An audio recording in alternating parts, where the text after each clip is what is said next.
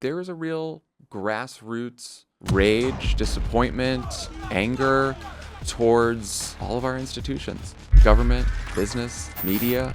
If you tell people that all of their problems are the fault of some other group of people, it's a pretty potent political message. They spit, we hit. Donald Trump thrives on that you have to choose a side. One of the reasons that we can't seem to get past the division has to do with the way that media and information are consumed now. Now it's like every individual has their own personal algorithmic IV drip of news and information, making it really difficult to talk to each other. Politics becomes what matters to you personally, what affects you personally. Availability of healthcare, availability of abortion care. Is your community safe? Are you worried that there's going to be a mass shooting in your kid's school? If you hear politicians talking about democracy, hope, or even Donald Trump, that doesn't register or impact you as much as just, I want to live a better life and who's going to help me live a better life. The Congressional Budget Office says 10.5 million will lose insurance because of Medicaid cuts, and another 5 million will lose insurance because they are cutting the subsidies people get for buying health insurance on the Affordable Care Act exchanges. Authoritarian, autocratic regimes gain power by pushing this narrative of us versus them.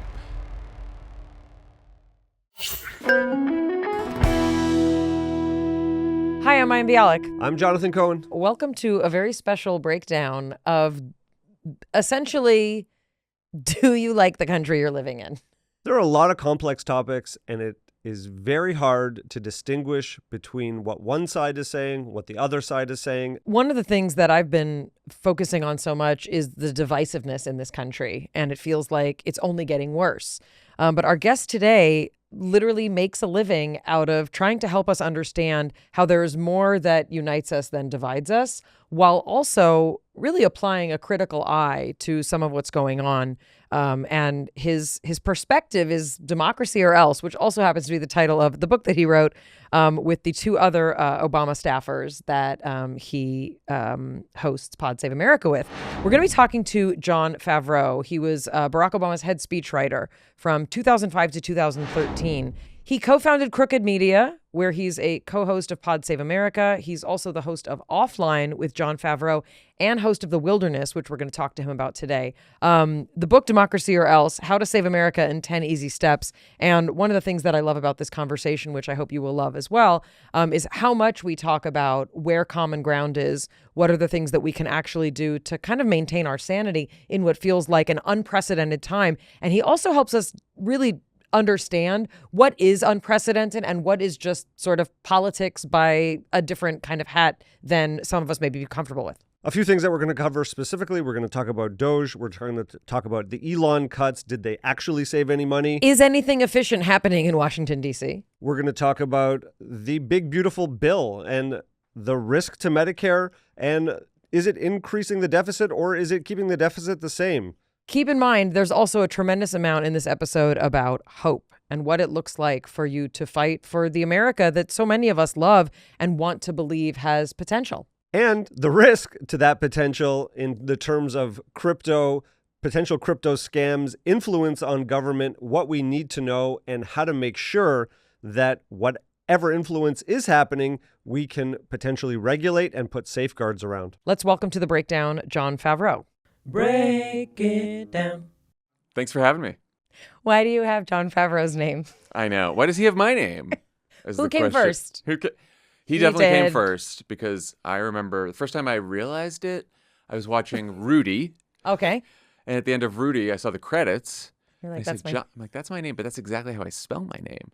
I guess the French way. Yeah, I got introduced to him when I was still living in D.C. and working in the White House. But then when I moved out here, he was doing like a pop-up for chef at this restaurant and invited me and my family to come. And so it was my brother, my wife, and it was John and his wife. So we had like all the Favreaus together. Do your wives also have the same name? They don't. No, they don't. But I still get I get his email once in a while. Oh, anything good? Yes. Yes. I once received Bob Iger's notes on the second season of The Mandalorian. What? That's amazing. Yes. You're like, And- accept it. I will integrate all of these. me and That's Kathy Kennedy on the funny. email. Yeah. And I was like, and I've met Bob a few times. And so I was just like, I just responded and I'm like, great notes. Thank you very much.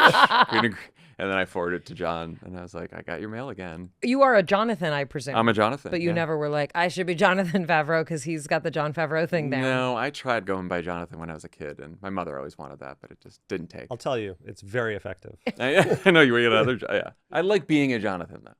All right. Sorry, I just had to ask. Where to begin? We're so appreciative of everything that you do in terms of information and in terms of education. I think it's important for us. We have people on many ends of all the spectrums here, politically, emotionally. And I think something that's really been lost is the ability to have dialogue or listen to people with possibly different opinions than you. And it seems that, and I've lived a long time. I've seen a lot of presidents come and go.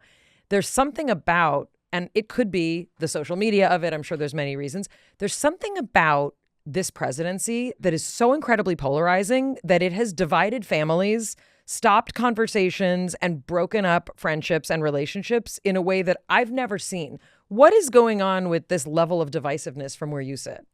A huge part of it is Trump as a figure. I think that, and basically Trump and what the Republican Party has sort of transformed into during the Trump years, which I think is, like, I don't necessarily think politics now is on a liberal conservative axis like it has been for some time. I think that the Trump Republican Party is much more anti-institution, anti-establishment, populist in a sort of right-wing populism. Certainly, I would argue shades of authoritarianism, if not outright authoritarianism. So we haven't had a national political leader like this in the United States ever. I mean, George Wallace was like a regional candidate. So like this is new for the United States. I think that because he is a celebrity, an entertainer, a businessman that most of the country knows, I think half the country at least, a little under half the country, doesn't necessarily see him like obviously the other side. And so when people say, he's a dictator or he's scary or he's offensive, I think he gets some leeway from the other part of the country because, one, they feel like they know him and they think he's not as scary as other people. Two, there is a real sort of grassroots rage, disappointment, anger towards all of our institutions, government, business, media. And I think inequality plays a part in that, growing economic inequality. I think sort of America becoming a more diverse nation over the years plays into that. So there's a lot that goes into it. But I think that the one of the reasons that we can't seem to get past the division, once you get aside from Trump, definitely has to do with the way that media and information are consumed now. And it's social media, yes, but it's just we don't get the same information anymore. So, like we used to watch 3 networks, and you could disagree with your neighbors over what you heard in the news, but at least you were hearing the same thing on the news. You could disagree with what you read in the New York Times, but at least everyone was reading sort of similar news at least. And then it got sort of, balkanized into different bubbles. And now it's like every individual has their own personal algorithmic IV drip of news and information. The news is generous for some of it, information at least, that is making it really difficult to talk to each other. And those conversations don't happen in real life as much offline. They happen online, where you don't see the person, you don't know the person. Sometimes the person is anonymous. And so sometimes the person's a robot. And so it's easier to yell at people, be mean to people that you don't know, that you've never known before. You don't get the nuance of their political position. You don't get the subtlety, the complexity of someone's political positions. Maybe they're left on one issue, maybe they're right on the other, but you just sort of see them as a caricature. And, and it just kind of snowballs. And more, we want people to be one thing or the other. Like this idea of nuance, that they could have a position on one side for one issue and a position on the other side. Like, it's like you're all in on one team or the other, so I know how to attack you. Yes. And I think that Donald Trump thrives on this idea that everything has to be black and white, that you have to choose a side. And because his project needs an us versus them for it to work. And can you say more about that? Yeah, I think because, look, he's done this from the beginning, right? Which is when he came down that escalator in 2015, it's, there's real Americans, patriotic Americans, and then there's, Mexico's not sending their best, and there's too many immigrants, and then the left is extreme. First they were just extreme, then they're radicals, now they're anti-American, now maybe they should be deported along with the immigrants as well. And if you tell people that all of their problems are the fault of some other group of people, then it's a pretty potent political message. And it's not as easy to govern when you tell people that their problems are complex and caused by all kinds of different forces, and maybe it's no one's specific fault, but that we can come together and make life a little bit better through government, which is sort of the hope of the project of democratic governance. And that's just it's not as a direct message, it's not as sexy a message, and it doesn't rile people up as much.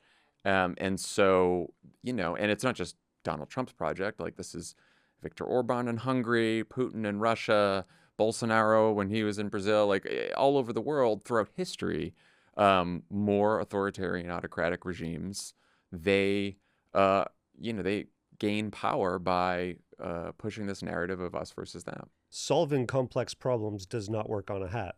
No, it does not.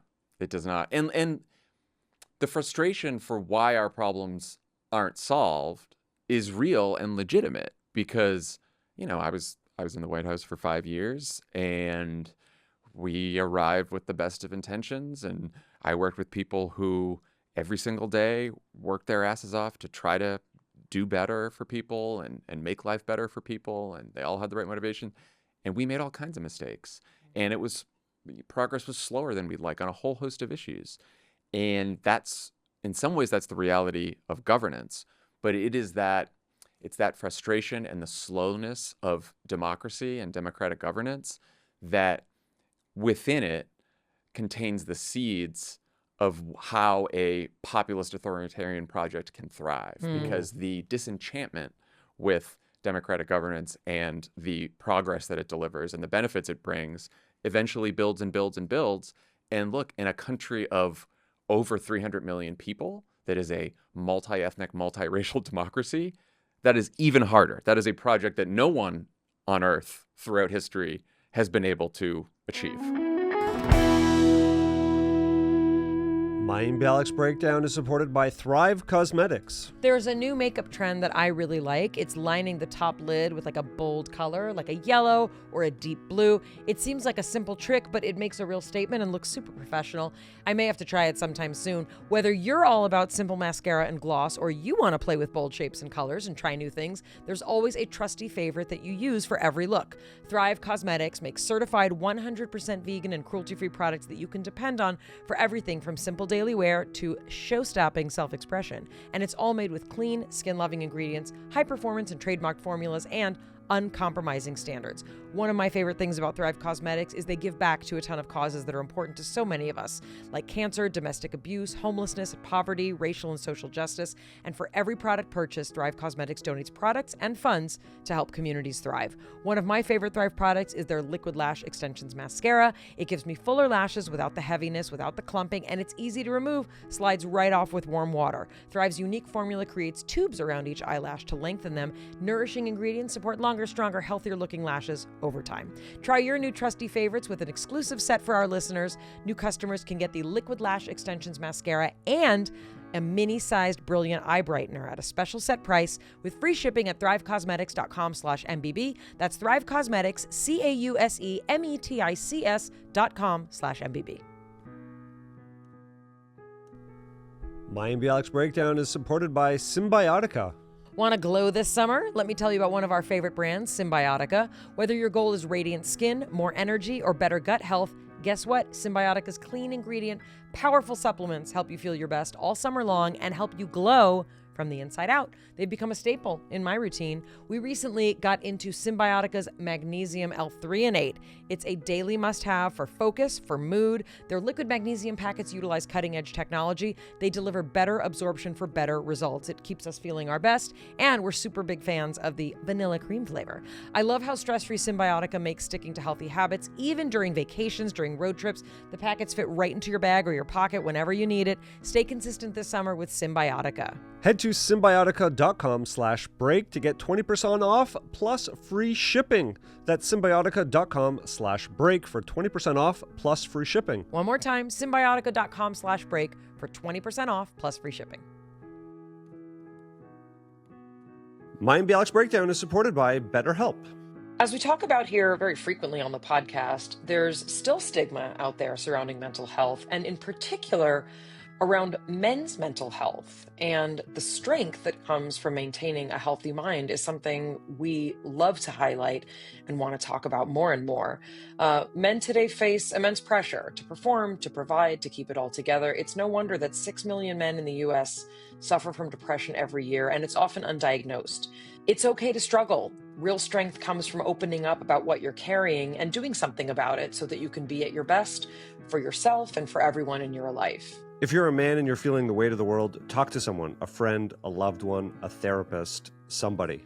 It's so important for us to focus not only on general mental health, but also for us to talk about the specificity of everyone's experience. And that's one of the things that that therapy can provide, a real specific and tuned in ear to what you're experiencing. With over 35,000 therapists, BetterHelp's the world's largest online therapy platform, having served over 5 million people globally. It's convenient too. You can join a session with the click of a button. It helps you fit therapy into your busy life, and you can switch therapists at any time. As the largest online therapy provider, BetterHelp can provide access to mental health professionals with a diverse variety of backgrounds and experiences. Talk it out with BetterHelp. Our listeners get 10% off their first month at betterhelp.com/break. That's betterhelp.com/break. Efficiency, and we heard this word in terms of Elon Musk's role, which I still don't, God's honest truth, don't really understand what happened. I don't follow that aspect of the news. Like when I first saw the chainsaw thing, I thought it was a joke. Like I saw a cartoon and I was like, they were not, it's not a joke. So, but one of the words though that we heard, especially related to Elon Musk, was efficiency, that we're trying to increase. And I'll be honest, as blue of a person as I am, like nothing seems to get done, and like potholes never get filled. Like I can't get a permit to like put a bathtub in. Yeah. Like everything seems to work slow on the city, state, and national level. So what is it? Is it that we just need to be more patient, or you just need to know, like, sucks to be you? My theory for years, and you're the closest I've ever gotten to pitching it to an actual political person. I think we need provinces. I think that there are too many people being governed. The country was not made for this many people, opinions, and places. And I just think that we're not made for this. So anyway, that's my solution to efficiency is that we need, more and also less. What is it about efficiency that people ran out of patience for and seem to be ready to rush to Trump to solve? President Obama really cared about making government more efficient, modernizing government, bringing like better technology to government when he came into office. And I think some people thought it was just sort of a political thing that sounds nice for folks who are either on the right or in the center who want more efficient government. Obama was like, no, progressives should want more efficient government too, because our whole promise is that government can improve people's lives. And if that's going to be our promise, then we need to actually do that. But it's hard because like before every State of the Union, we would talk about, all right, this is the one where maybe we can consolidate some cabinet agencies. Maybe we can consolidate the Department of Education, Department of Labor, because, in Congress, education and labor are like one committee, and maybe we could have that at the White House. So you start down that road, and then you get like 15 lawyers and 20 policy people who tell you, and political people who are like, that's not possible. who are you going to get rid of? The education secretary or the labor secretary? That would cause all sorts of problems. So you can't fire one of them. And then also there's all these laws and civil servant rules and blah, blah, blah. And pretty soon you get some like smaller initiative that is not what you originally envisioned. And, or the Affordable Care Act, right? Which we started in, I don't know, I think his first speech on I that tweeted about it. You're there welcome. you go. March of 2009. I think was our first big speech on that, and of course it barely passes. It almost does. It almost is dead many times, and Because it was a socialist plot. because it was a socialist plot. To this day, if you ask young people about it, they'll say socialist plot. It's a free market. It didn't do enough.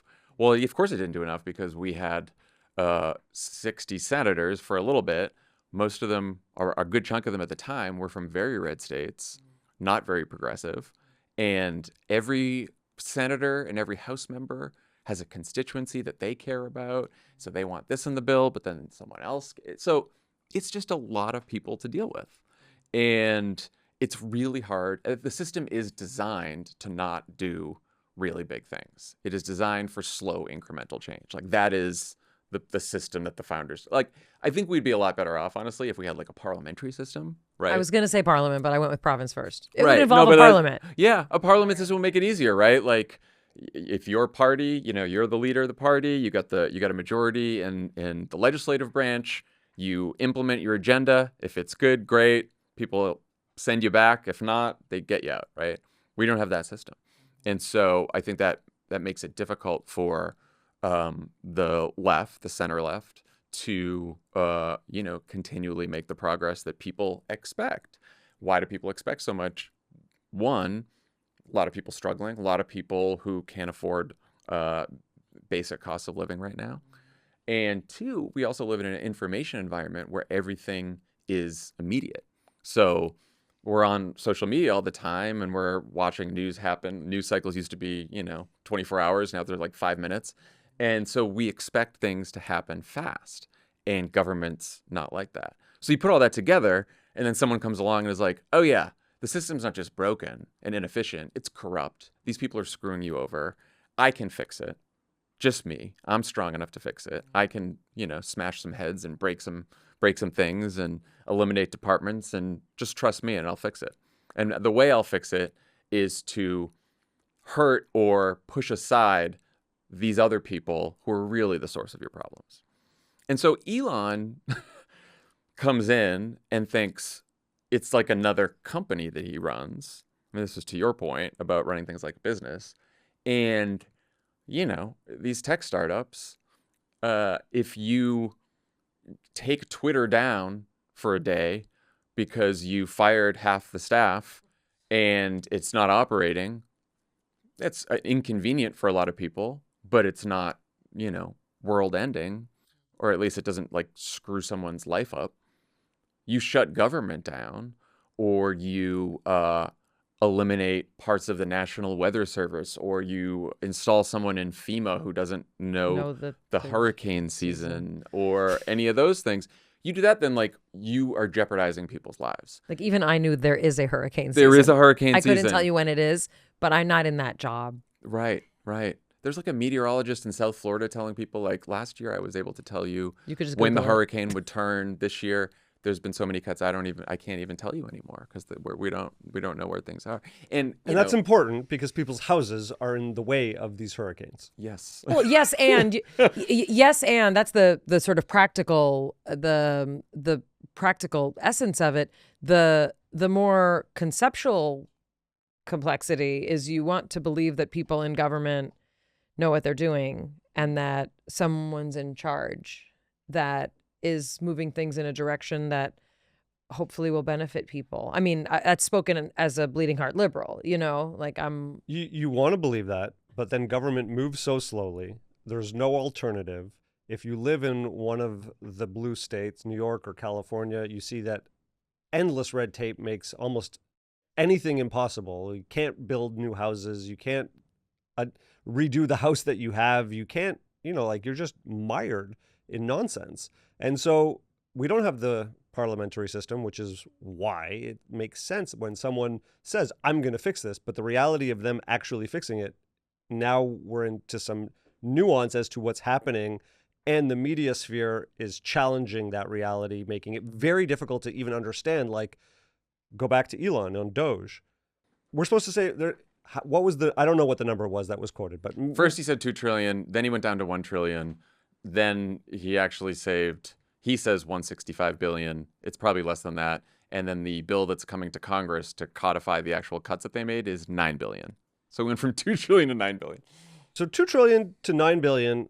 And then there's rumors that, there's all the secondary costs that reducing these people will have, such as lack of tax collection, which is estimated at $400 million or more.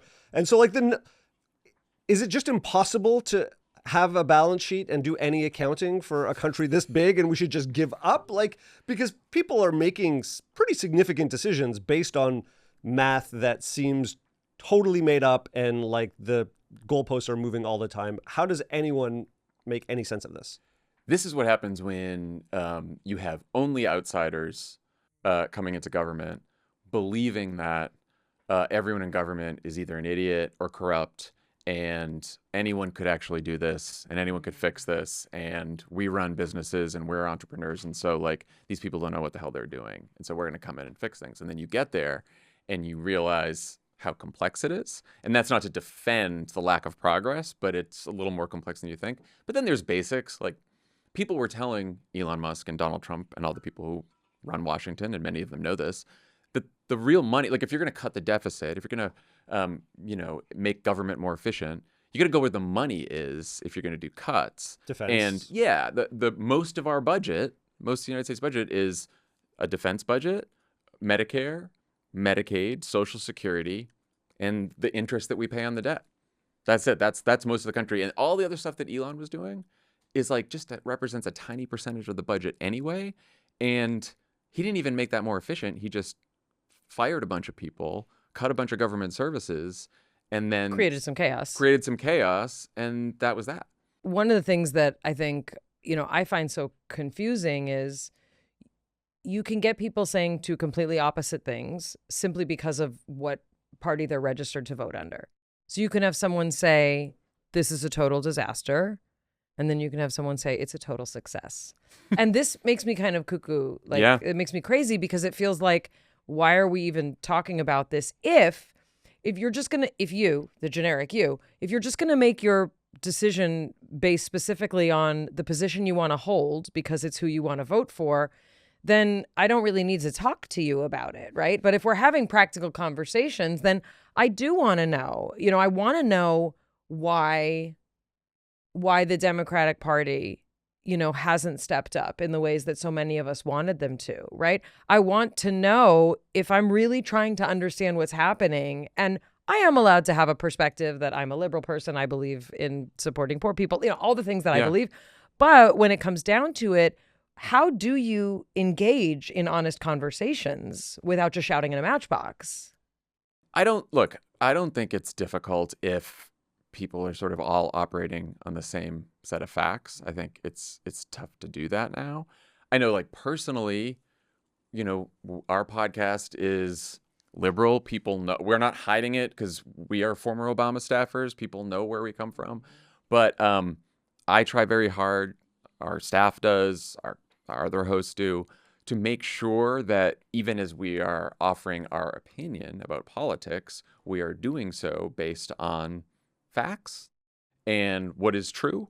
And we are willing to, if there is a success from the other side, I'll say it's a success. I think that there should be some kind of a Doge, in government. Look, when we got to the White House in 2009, we had gateway desktops. There weren't even laptops. And there was, because of the way the West Wing is, it was hard to even get a signal on your phone. And so as a speechwriter who had to work a lot, I couldn't even go home and work on anything. I would just sit in the office. And the technology is so old. And it's it's infuriating. You're this is the federal government. This is the White House. We should have the best technology.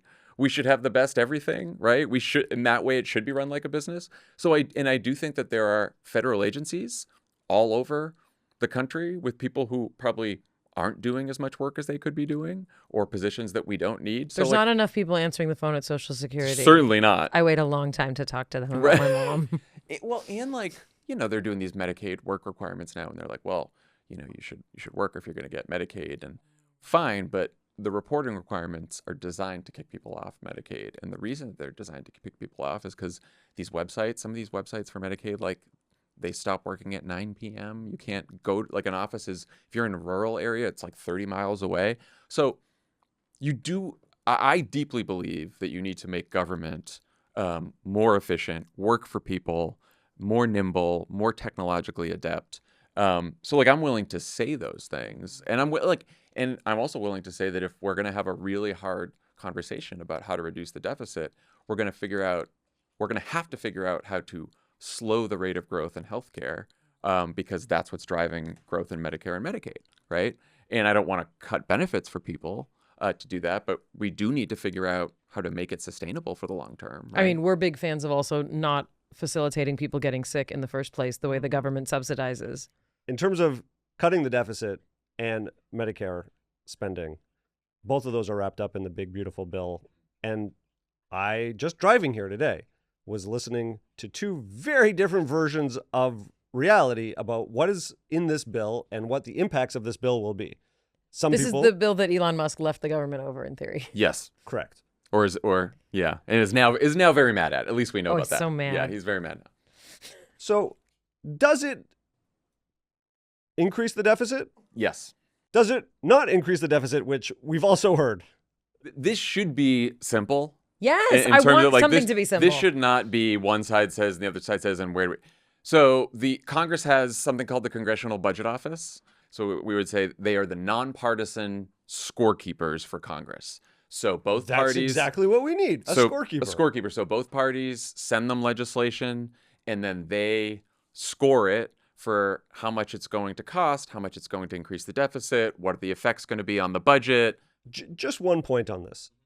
Is it at all possible to be nonpartisan? Who appoints these people, and aren't they going to get some form of kickback to then go to be a consultant somewhere? These are the most squeaky clean people that have. They're just economists. They're they're civil servants, right? And I think both parties get oversight over the CBO. They're like just non-political people, right? And forever, both parties have been like, all right, we wait for the CBO score, and that's what it is. We did that with the ACA, the Affordable Care Act, done that throughout. I think the first Trump administration accepted the CBO score for their tax bill in 2017, 2018. This one comes out, and it's like, yeah, it's going to increase the deficit by a couple $1 trillion. And Republicans are just like, no, that's not real. And then the White House press secretary, Caroline Leavitt, today said, well, if you go back and look, not one CBO member has voted for a single Republican since 2000, which is technically true because not one CBO member has voted for a Democrat since 2000 either, because they're not allowed to. They're nonpartisan and they don't support Democrats or Republicans. So again, what she said is technically true, but not really true in the spirit of what she was trying to say, right? So, and then look, the healthcare coverage thing is also kind of easy because the Republicans are claiming that they have about $400 billion of the savings that's going to ostensibly reduce the deficit is coming from Medicaid. So how do you get $400 billion in savings from Medicaid without cutting Medicaid and cutting the coverage in Medicaid? They talk about work requirements. About 92% of the people who currently get Medicaid are either working or not working because they are a caregiver, because they're in school, because they have a disability. So there's like 8% of people who are maybe able-bodied and aren't working on Medicaid. You want to tighten up a work requirement for those people, you probably save a couple $2 billion, probably less. So the only way they're going to save as much money as they're claiming to save is by cutting all these people off of Medicare. And sure enough, the CBO says 10.5 million will lose insurance because of Medicaid cuts, and another 5 million will lose insurance because they are cutting the subsidies people get for buying health insurance on the Affordable Care Act exchanges. So the nonpartisan agency doesn't have a media outlet to communicate these findings directly. So they get interpreted through whatever partisan channels then communicate. And so then everyone is left to say either lie blatantly and disregard the agency entirely, or spout the quote unquote truth from these agencies and then be accused of being liberal bias and, you have Trump derangements in Durham and you don't know what you're talking about. Regular media outlets will just report the CBO score. You can go to the CBO website and they have the score right there. So you can go see the score. You can also sort of suss this out by looking at who is objecting from within the Republican Party to various parts of the bill. So you have a number of Republican senators right now and members in the House who are like, no. They're lying. This is going to increase the deficit. And we want to make deeper Medicaid cuts, right? Because they just care about the debt more than anything else. So they want deeper cuts. So you have a bunch of Republicans who are acknowledging that it does increase the deficit. And then you have some Republicans, like your Lisa Murkowski's from Alaska, Susan Collins from Maine, bunch of House members, Republicans in the House who are in very competitive races, who are like, we don't like these Medicaid cuts, and they are Medicaid cuts. So you can at least look to, if you are following the news, you can at least pay attention to some Republican members of Congress who have objections to this bill that are based in the reality of the numbers in the bill. And if you had to put your money down, are they going to fold under the pressure anyway? Most of them, I think, will. We don't know because, look, it's very hard to satisfy the concerns of the people who want deeper Medicaid cuts and the people who think that the Medicaid cuts that are there are already too deep. So you have to satisfy both those people, and they can only lose 3 Republicans in the Senate. So if they lose 4, the bill doesn't pass. I think that because it's Trump's only legislation, it's his biggest piece of legislation, and the way that it's set up, if they don't pass anything, the tax cuts that Trump passed in 2017 will expire and taxes go up on everyone.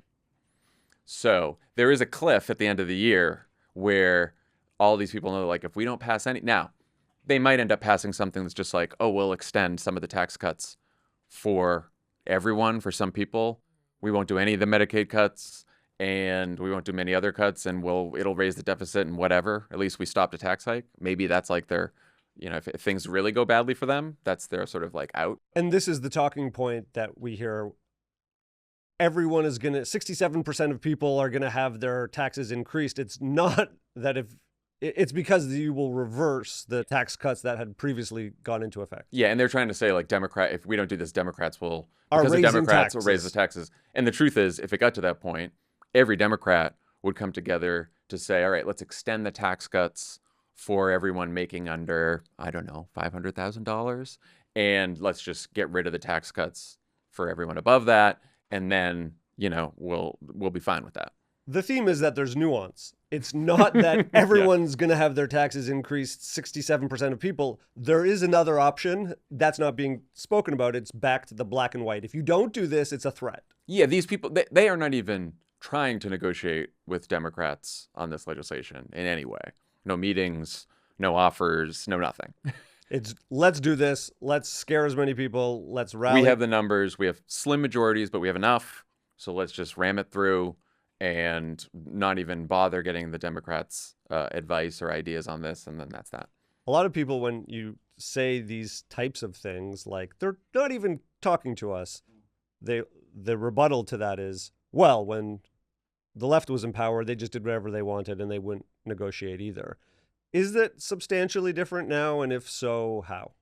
Well, when Joe Biden was president, they passed a bipartisan infrastructure bill that Mitch McConnell appeared with Joe Biden at the bridge in Cincinnati at the ceremony after they passed it and said, this is a miracle, this legislation. So, we did when we were. Now there's plenty of legislation we've passed along party lines, just Democrats for sure.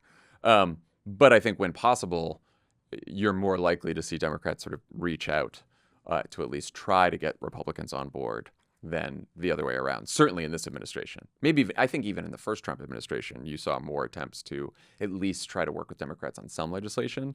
Now they just don't seem to care at all. It's funny that general theme came up a lot in the last election. The the joke. I don't know if I'm the first one who said it, but the movies that were out at that time were Barbie and Oppenheimer, remember? And I said, that's literally, who do you want to vote for? Do you want Barbie or do you want Oppenheimer? Because one was very like optimistic, and it was bubbly. Some might say too effervescent. And then the other, choice was really this messaging, which, I mean, I'm a Hillary person. So, like I had Hillary vibes of like, what if we go high, right? What if we say, we can work together and the country's not in the garbage. This country is made of incredible people with amazing stories. I'm only here because this country allowed my grandparents in, right? So many of us have these stories of like, this land is full of so much opportunity. And while it's flawed and we knew it, it's a place where so many things are possible, right? That was sort of like one message. And then on the other side, it was like, America's in the dumpster. And like, you're a nation of people who need a new dad, and I'm going to spank you into submission. And a lot of people responded to that. But I think that that's sort of something that I remain confused about. I wanted to, and I want to continue to come at this from some sort of optimistic, positive lens. And it makes me really sad that not just that my person didn't win, right? Or however people want to frame it, but that the sort of notion is like, we're a mess. It's all a mess. What is that framing like? And how do we see that then impacting kind of every decision and every conversation? I have come to think that the most salient divide in American politics right now is not necessarily left and right, Republican, Democrat, but the small minority of people in this country who follow politics closely and the large majority of people who do not. And this, again, is partly a consequence of people becoming fed up with both parties and politics in general, and a politics that doesn't seem to be delivering for them. And it's partly because of the information environment that we're in. And people just sort of turn away from the news because they don't know who to trust. And so they're like, and after almost a decade of Trump, it's like, I just don't want to pay attention to this anymore. So I'm just going to go live my life. So for those voters, which is most voters, even if they're registered Democrats or registered Republicans, the way they approach voting in politics is they're not even listening to those messages. And they're just saying like, okay, well, I feel like over the last 4 years of Joe Biden, everything got more expensive. And I don't like Donald Trump, but I don't know. I think I had more money in my pocket when he was president. And I know he says a lot of crazy things and probably does some bad things, but I think I'll be fine. And what's more important to me is that I don't pay so much for groceries, that I can afford a home, that I can afford rent. And I think maybe he'll be better on that. It's not, that's like the thought process of the median voter that flipped, right? From Biden to Trump. And I'm not saying that's everyone. It isn't, but there's enough of those people that's what matters. And so politics becomes what matters to you personally, what affects you personally, right? And it can be economic, mostly it is. It can also be availability of healthcare, availability of abortion care. It can be, is your community safe? Do you feel safe walking down the street? Are you worried that there's going to be a mass shooting in your kid's school, right? Things that really affect your life. Why are you talking all about me right now? Right. Things that really affect your life. And then if you hear politicians talking about democracy and hope or even Donald Trump and all the crazy things he says at rallies, that doesn't register or impact you as much as just basic, here's how I want to live a better life and who's going to help me live a better life.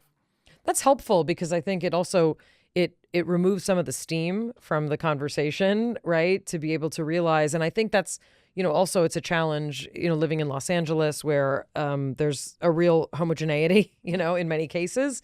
And, there really was and has been this sort of notion of all those people must be evil or crazy, or we shouldn't talk to them, or we can't deal with them.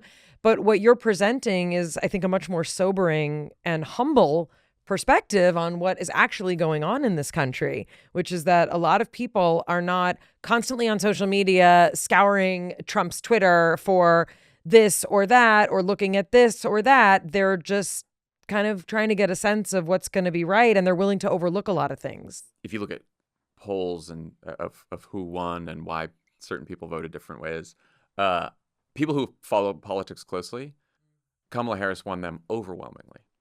People who get their news from traditional media sources and even like digital news sites, she wins those people.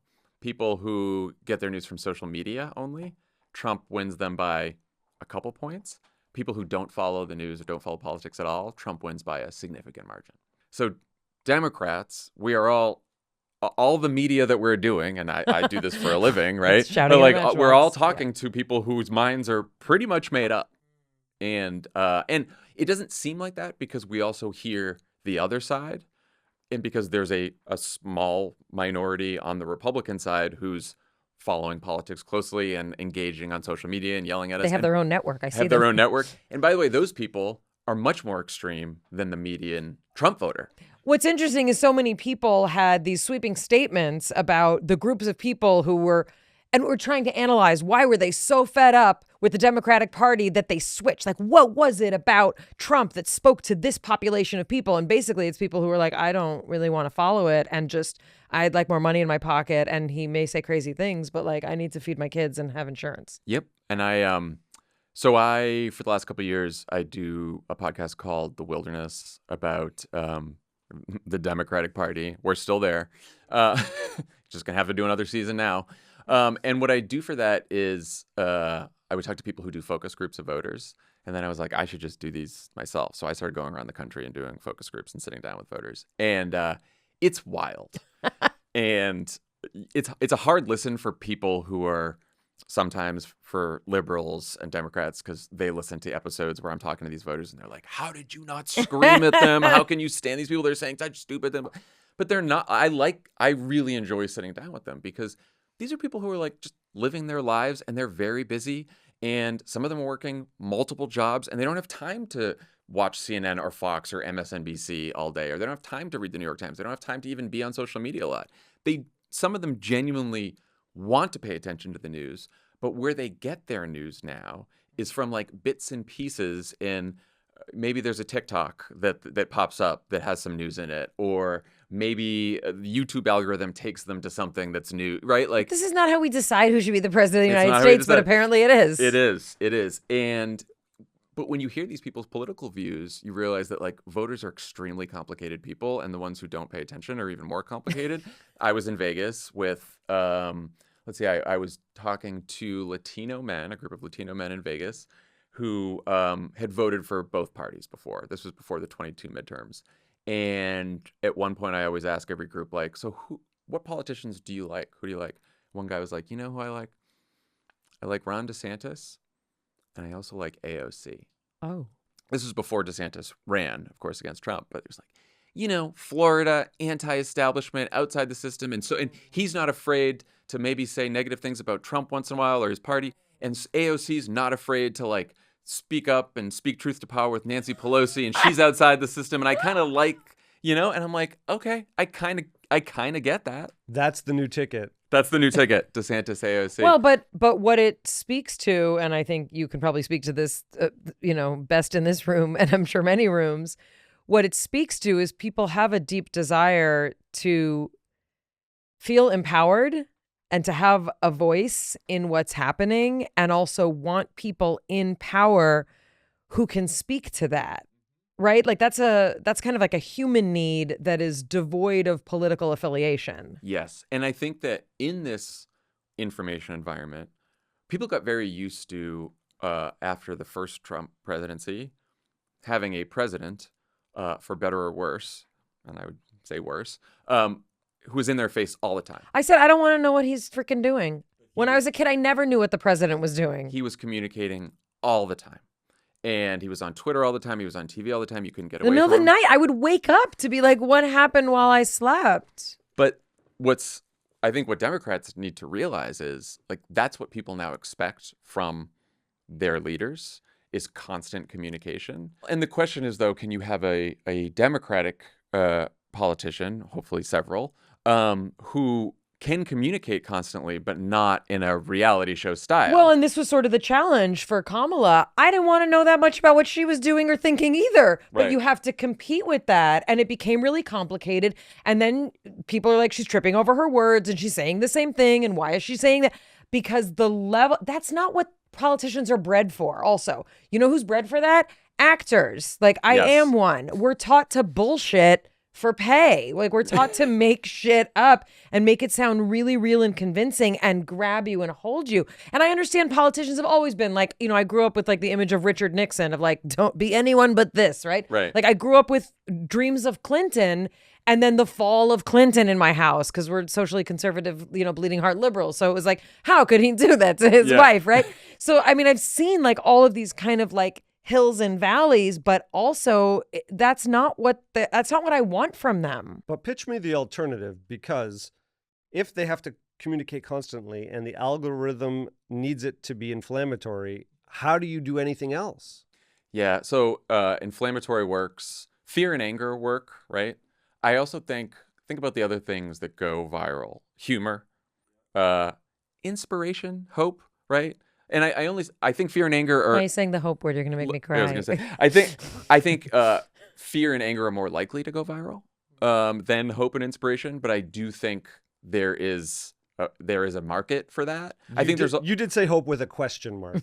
It was the least I know it's hard. convincing of all the words you mentioned. I also think that harnessing anger, harnessing fear is bad. Harnessing anger, if it is anger on behalf of people who feel that the government has let them down or hasn't seen them or ignored them, I think that's important anger. I think tipping that towards rage is a problem, but I think having anger on behalf of people is good too, and expressing that. But I think that requires, like, again, constant communication and someone who can communicate. Like before you had this need for constant communication, when Obama was in the White House, like every time we got into a jam, I know because I would be most annoyed since I was the speechwriter, but every time we were in a jam, someone would inevitably propose in a meeting, I think you should give a big speech on this. And then you'd get the like, we need a race speech for the economy, or we need a race speech for whatever, because that was how he.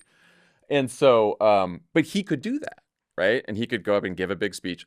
A, we don't have a Barack Obama. B, it's not an environment where you just go and give one speech and it fixes things, because that not everyone's going to see that speech, right? So now you just need to control the news cycle.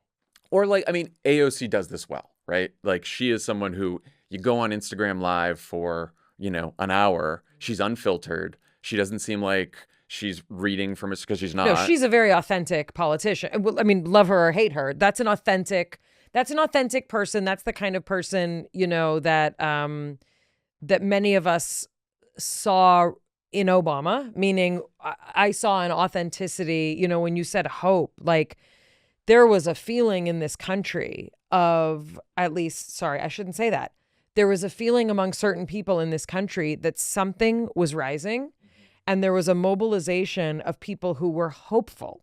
This was the perspective. This was the angle that we were all gearing towards. I hate to ask you these things because, like, you're not responsible for the entire administration, but you are responsible for understanding a time in history. Sure. What happened when we could not galvanize that hope into a larger sustainable movement? Yeah. I mean, it goes back to what we were talking about earlier, which is the promises of a campaign collide with the realities of governing in a polarized time, now much more, but even then. Republicans decided that Barack Obama was, at least some of them decided he was an illegitimate president.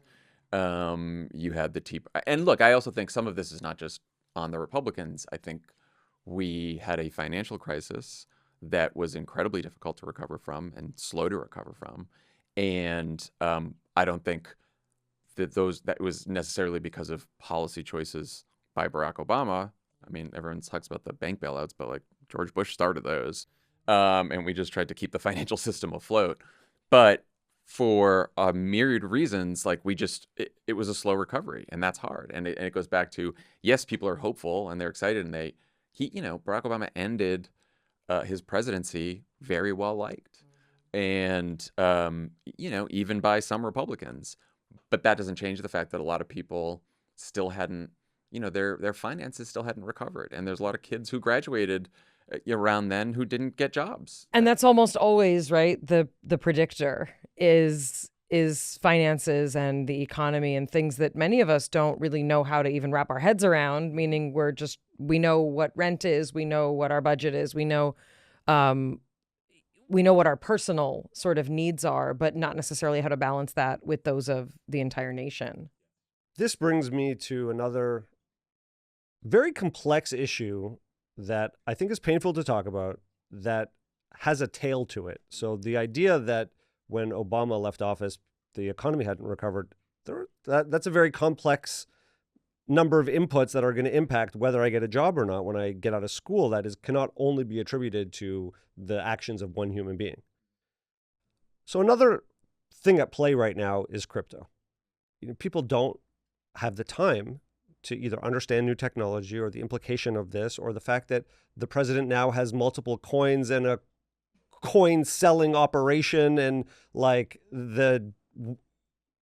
let's slow this all down for a second, because here's why we need to talk about it, in my opinion, is that it has a long tail with many implications that can come, and we could be 3, 5, 7 years in the future and realize the worst version of this is that the economy no longer has the trust of the general public, and investors don't want to put their money in markets because the level of corruption and people getting rich off of insider trading has exploded. So that's the long tail. Yeah. Can you walk us back and to someone who hasn't been following this, to sort of ease us into what the risk is here, or what's happening and what the risk is here?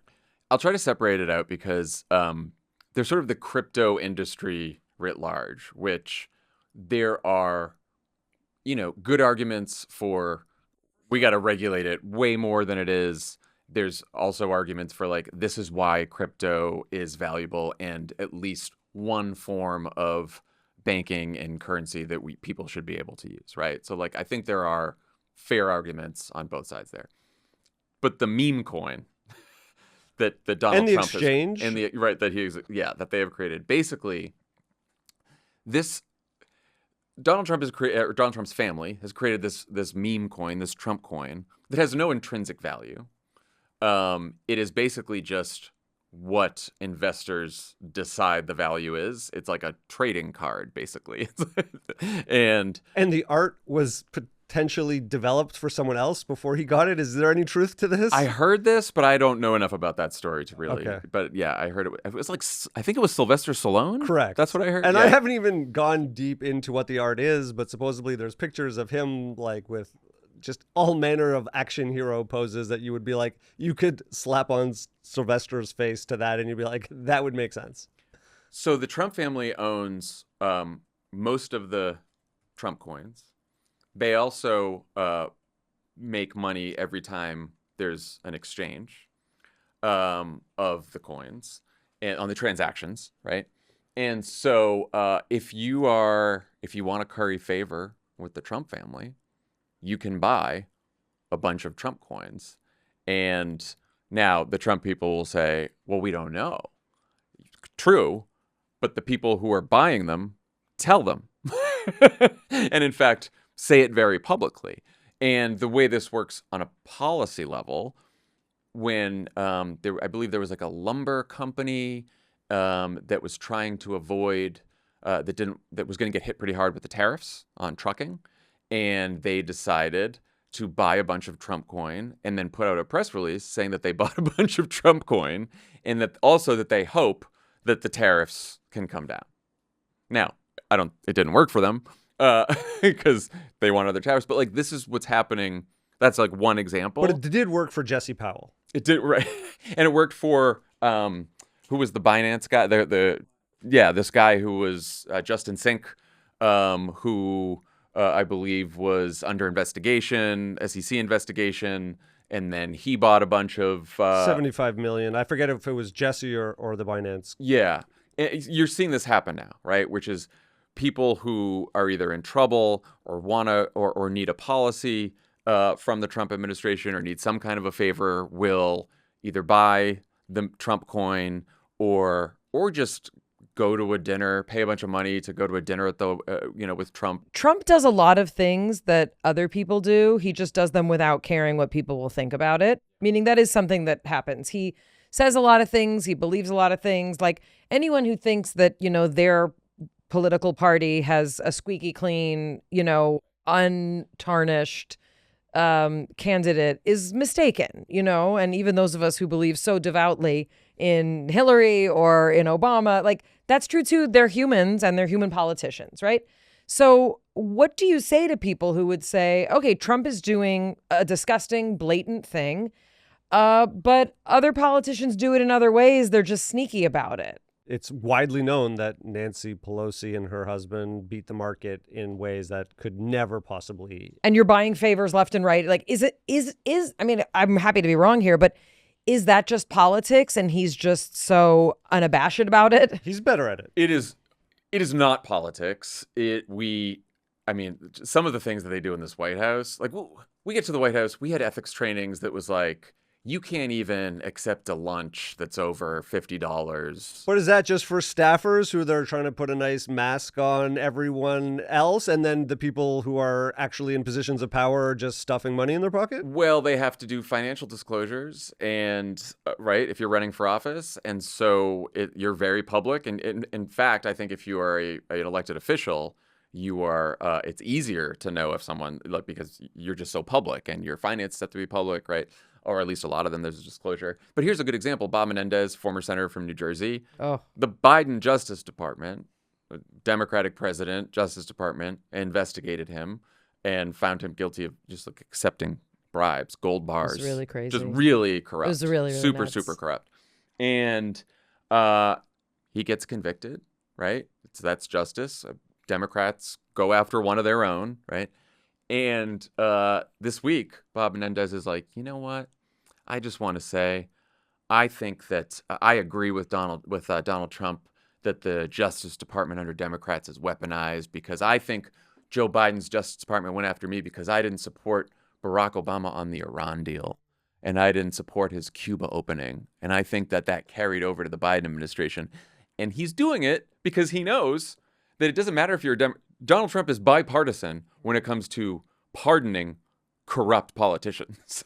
All you have to do is tell Donald Trump he's wonderful, pay him, do some favor for him, pledge loyalty to him, and you'll get a pardon. This is what they did to the mayor of New York, Eric Adams, right? Was like the way they did it with him is, okay, we won't prosecute you, and but we're not going to dismiss the charges altogether so that they can't come back. We're going to have them hanging over your head. And now, basically, they own him. I mean, it's very effective. It's very well, because the only thing that really stops this, in the Constitution, the mechanism to stop this kind of thing is impeachment. And it doesn't seem to work anymore. Republicans are not going. They're protecting him. They won't impeach him. And the Supreme Court said that any act that you do that could be construed as potentially an official act, even if it's criminal, you get a pass. Another argument people make is that how different is it than just large donors used to be? These dinners, politicians spend most of their time going around trying to collect money for the campaign, even when they're not campaigning. So it's not that different. I want you to answer that question, but also just a few other examples. Pam Bondi has reportedly sold $1 to $5 million of Trump's stock right before the Liberation Day tariffs happened. And there's a handful of others that have sold stock at very specific times right before announcements hit that would be almost unprecedented in terms of the accuracy of their timing to either short Tesla or gain favor in ways that have enriched them. Yeah, I mean, the solution there is members of Congress and their families just shouldn't be able to just trade stocks while they hold public office. Just that's it. Bipartisan. That would take care of the Pelosi thing. That would take care of the Pam. Or if you're a cabinet official like Pam Bondi or in the administration like that, it should just be banned. Just increase their salary. Make it a very enticing salary so that you're just unable to make money outside of the office. And there is a bipartisan bill to do that, and just not enough support right now. But it should absolutely happen. Where is the place for you of hope? Even the title of your book, right? Democracy or Else. We're firmly in the or else. Right. So camp that's what right I was. now. That's what I was wondering. Where is sort of your, where's your framework for the work and advocacy that you do, and also your kind of personal perspective on, is there still hope? Yeah, I'll be honest. I am, I've been a very hopeful person for a long time, and part of it is working for Obama. Part of it is just the reason I went to work for Obama in the first place. That's just how I am. I feel like that's being tested now in a way that it hasn't been in 44 years I've been alive. But I still think that for all the damage that's being done right now, for the threats that we face right now, it goes back to the focus groups I was talking about. Like, most people in this country are just like good people, flawed people, trying to go about their lives, trying to like help their families, raise their families, and want to be good neighbors, want to be good friends, want to be good citizens. And I think that people are persuadable if we can somehow get out of these online spaces that are very unhealthy and start, I'm a firm believer in grassroots organizing.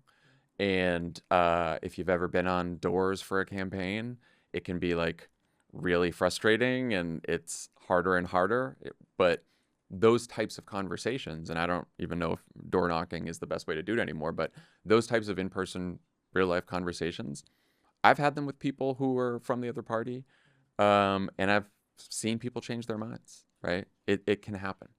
And but I think what it takes is people who are willing to step up and get involved in public life and be willing to show some courage in how they communicate. Like my challenge now with a lot of Democratic politicians is because everyone has been so shaken by what has happened over the last 10 years, people have stopped trusting their instincts, and they are so looking for the solution, the answer, the right slogan, the policy that will unlock the majority, that it sounds like Democratic politicians are like reading the stage directions all the time, doing a lot of like analysis of the voters, of different messages here and there, and they're afraid. Everyone's afraid.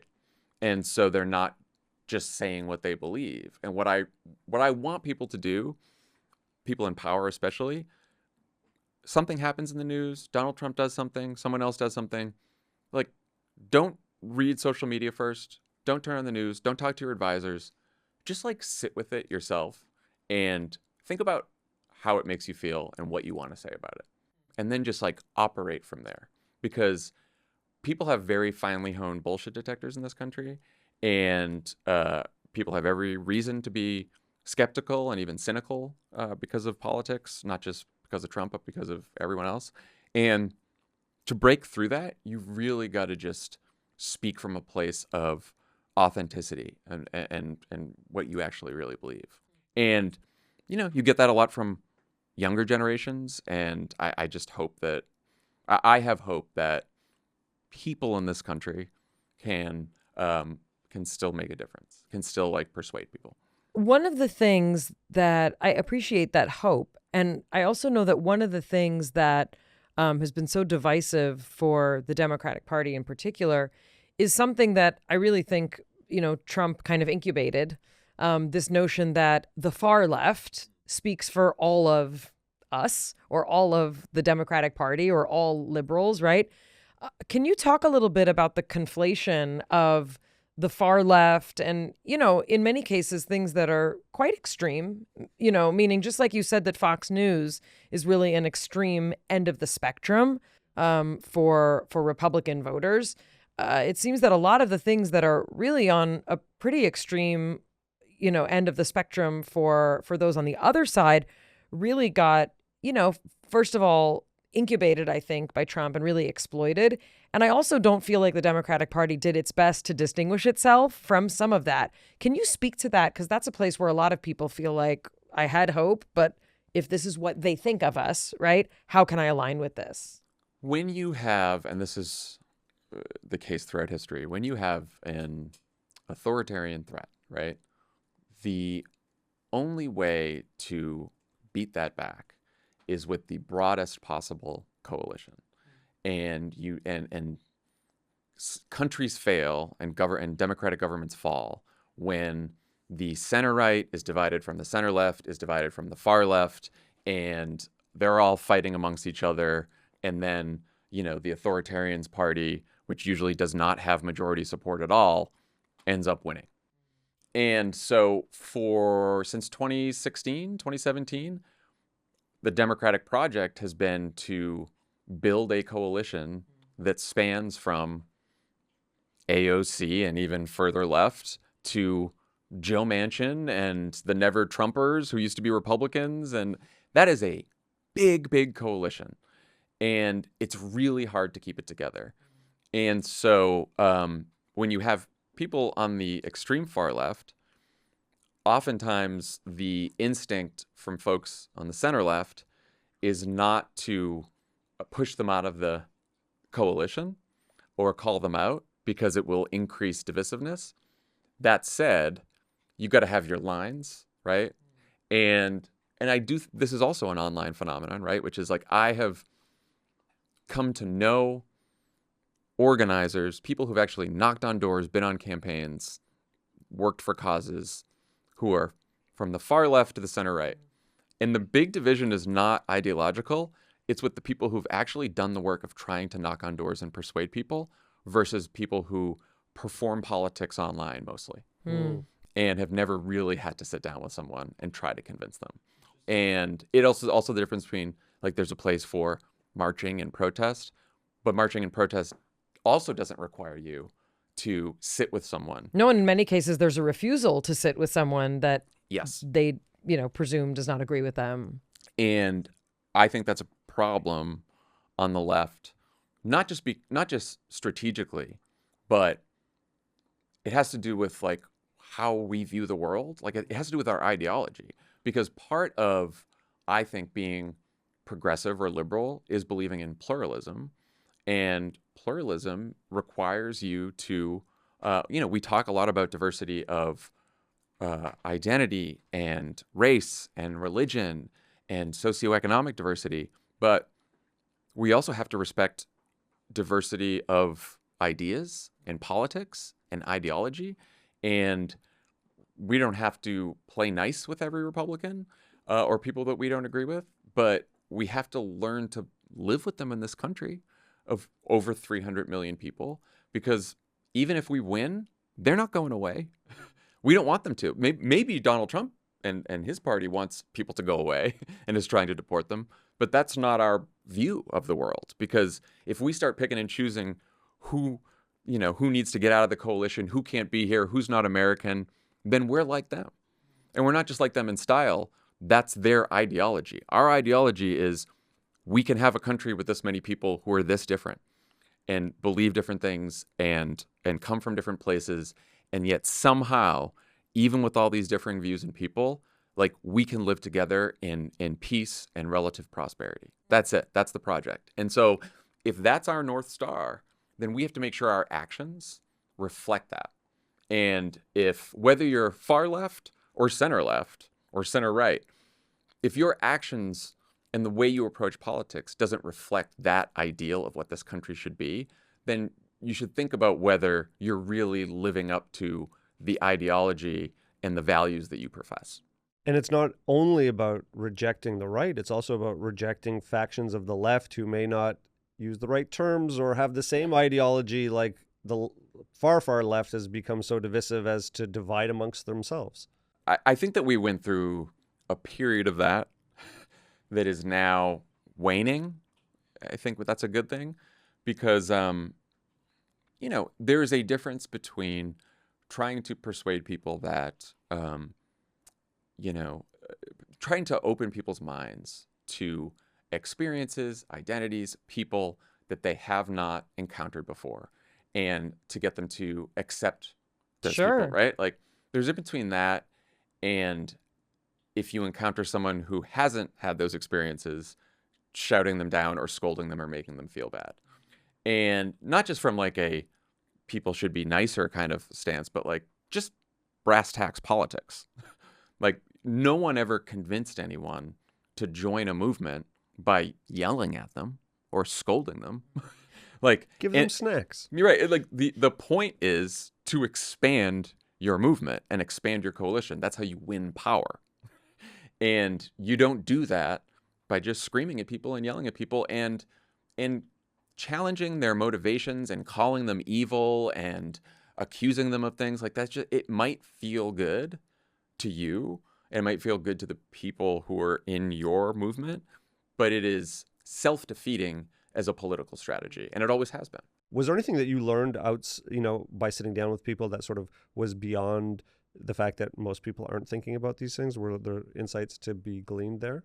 The other thing that you hear in these focus groups, right, when you sit down with voters, and it's interesting because you get this, whether, I sat down with Latino men in Vegas and young Black professionals in Atlanta and Obama Trump voters in Milwaukee, and the common thread is just this feeling that that government has left them behind, and that government is not listening, and that the people who represent them don't care, and that they are either stupid or corrupt.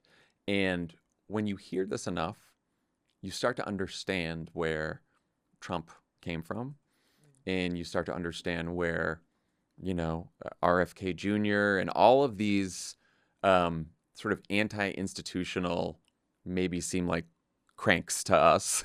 But for a lot of people, it's just like, look, I don't trust the system right now. And I think Democrats for a long time have responded to that by saying, no, trust the system, please. It's important. Instead of saying, you're right not to trust the system, we're going to reform it. They want to tear it down. Well, that was a huge challenge with Joe Biden at all, meaning so many people were kind of like, what's happening here? Why is this our candidate, right? And what it was met with was, you're a bad patriot, you're not, supporting your party and your country.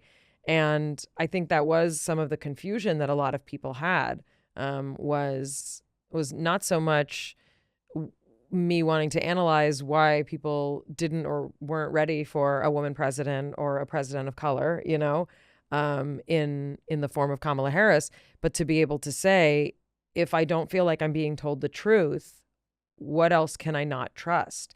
And it's almost like many people chose the unknown that they couldn't trust over what they knew they couldn't trust. I think the problem is a lot of Democrats, a lot of people who don't want Donald Trump to be president and are very concerned that he represents an existential threat to America, right, have been driven by fear for the last decade. And as I mentioned earlier, you want this big coalition, this big tent coalition to beat him. So we all got to keep it together. And if you're driven by fear, then you are likely to tell yourself that maybe saying, you know what, Joe Biden, he's fine. He's not that old. He's okay. Inflation, it's not real. That's just the media talking about inflation. Look at these economic statistics. They're great. I don't know what you're talking about. That's just a media invention. That's a Republican invention. You're more willing to do that because you're like, well, the most important thing is that we beat Donald Trump. My view is, yes, the most important thing is that we beat Donald Trump. To do that, people have to trust you. And you cannot tell people that they are seeing something or not seeing something that they see, or not hearing something that they hear, or not experiencing something that they are experiencing in real life. You cannot argue people out of their feelings or out of their reality. And I think that the Democratic Party over the last several years tried very hard, or at least some people, Biden officials and some Democratic Party insiders tried very hard to convince people that Joe Biden was fine when most of the country was saying, no, he's too old to run again. Even people who liked him. And same thing with inflation, right? And so going forward, I think you're right. Like anyone who wants to defeat Donald Trump or defeat his movement or win, you have to start from, yes, it's scary and you can be driven by fear, but that fear can't lead you to a place where you are willing to lie or not be, forget about lie, just not be forthright about the reality of the situation and what people are actually seeing and hearing in their own lives. When you're not focused on politics and producing 15 podcasts a week, how do you spend your time? He was hopeful enough that he had children. That was it. That's it. I used to have hobbies. I don't have any hobbies anymore. When I am not working or thinking about politics, I'm with my 4-year-old and my 1-year-old and my wife. And just, we're in it with a 1 and a 4-year-old. So we're just trying to get through that. And honestly, it's a great break from politics because I have learned to sort of put my phone, like I come home from work, I put my phone in my office at home, and then I go have dinner with the family and just try not to think about politics, which is nice. It's a very nice break. Yeah. Thank you for helping us think about politics. Absolutely. Thanks for having me. Very helpful to sort out everything from both sides, and we appreciate your perspective. Also, really, really great reference book to have to keep coming back to, Thank you. Like it was a great read, but I also really enjoy being able to use it as a reference point and really great conversation starters also for young people. I have an almost 17-year-old and a 19-year-old, and so very helpful to be able to frame it. So appreciate that. And also, if you have not checked it out, check out Pod Save America. Where else can people find you? I also have a podcast called Offline with Jon Favreau about the internet breaking our brains and the wilderness we talked about. And then we're on YouTube, Pod Save America, so check it out. Amazing. Thank you. If you follow us on Substack, you'll be able to hear a little bit more analysis from this episode. So we recommend you go over to Mayim Bialik's Breakdown on Substack so we can continue the conversation with you over there. From our breakdown to the one we hope you never have, we'll see you next time. It's Mayim Bialik's Breakdown. She's gonna break it down for you. She's got a neuroscience PhD or two. One fiction, and now she's gonna break down